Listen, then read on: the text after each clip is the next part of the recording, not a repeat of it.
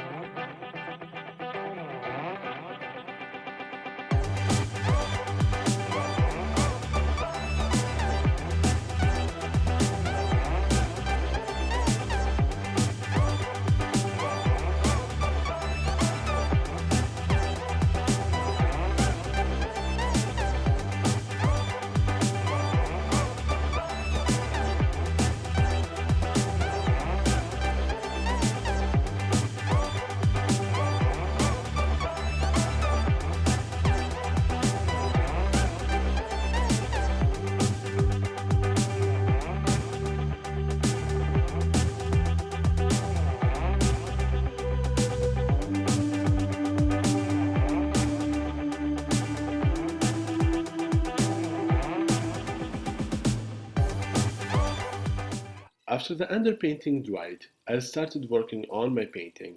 I only did one layer and I was trying to take it to a finished level or look. It was a bit challenging for me as I'm used to paint in 2 to 3 layers on top of my underpainting. So in here the palette consists of a few colors.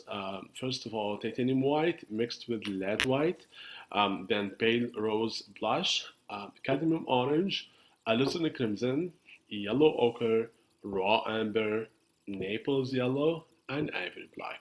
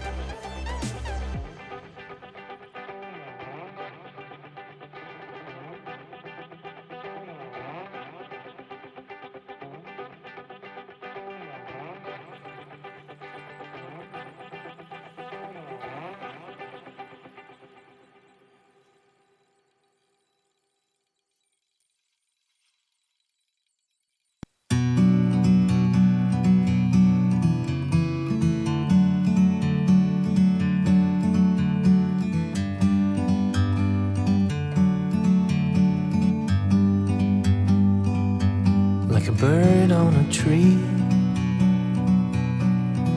I'm just sitting here, I got time, it's clear to see. From up here, the world seems small. We can sit together, it's so beautiful, you and me. We meant to be in the great outdoors,